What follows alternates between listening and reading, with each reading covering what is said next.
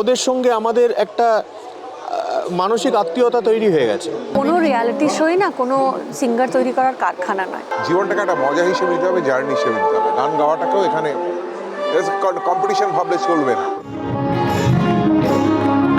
সারেগামাপার মঞ্চে এখন টান টান উত্তেজনা। একদিকে ওয়াইল্ড কার্ড এন্ট্রি, অন্যদিকে বিচারকদের দেওয়া কঠিন চ্যালেঞ্জ। ফাইনালের দৌড়ে টিকে থাকতে নিজেদের সেরাটা উজাড় করে দিচ্ছেন প্রতিযোগীরা। 9 মাসের সফর পেরিয়ে কি বলছেন প্রতিযোগীরা?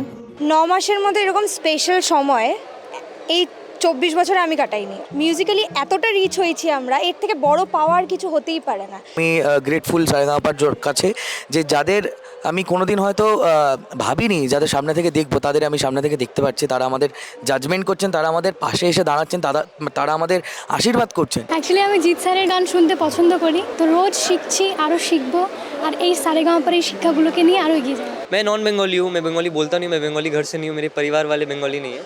बट यहाँ आके कभी मुझे ये फील नहीं होने दिया इन लोगों ने। जैसे कि मैंने तो सीखा नहीं हूँ गाना, मैं बिना सीखा हुआ गाना आया हूँ यहाँ पे। बट मेरा ग्रूमर्स इतना मुझे हेल्प किया, इवन जजेस एंड दे ऑल, हर छोटे छोटे चीज़ में इतना हेल्प किया। এটা খুব ইম্পর্টেন্ট যে মানুষ হিসেবে অনেকটা বদলেছি। যেই আমিটাকে বাড়ি থেকে এনেছিলাম 9 মাস হবে 8 মাস আগে, সেটা এখন নেই। অনেক বেশি ম্যাচিওর্ড, অনেক বেশি কাম কম্পোজড হয়েছি। আর গান তো সারা জীবন ধরে গানকে ইমপ্রুভ করার চেষ্টা করব। এখানে তার একটা শুরুয়াত হলো বলা চলে। I am engineer by profession. তো গত প্রায় 13-14 বছর আগেই আমার গান শেখার হয়ে ওঠেনি, মানে আগে শিখতাম বাট তারপরে আর হয়ে ওঠেনি, কারণ কি নিজের পড়াশোনা চাকরি টাকরি এইসব নিয়েই ব্যস্ত ছিলাম। তো কখনো ভাবিনি যে মিউজিকের ওয়ার্ল্ডে আমি কখনো আবার ফিরে আসতে পারবো।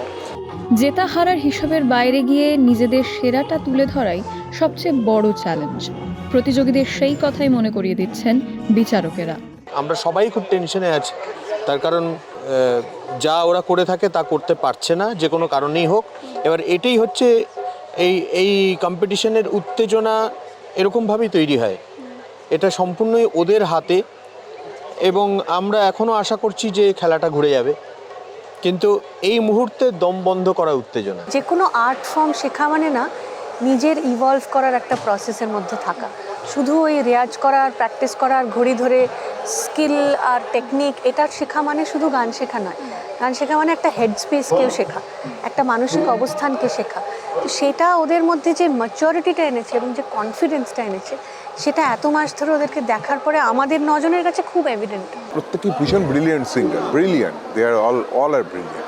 যারা পারফর্ম করছে তাদের কাছে এটা একটা টোটকা যে প্রতিযোগিতাটাকে প্রতিযোগিতার মতো না দেখে শুধুমাত্র নিজের পারফরমেন্সটা কীভাবে ভালো হবে এবং মঞ্চে এনজয় করা।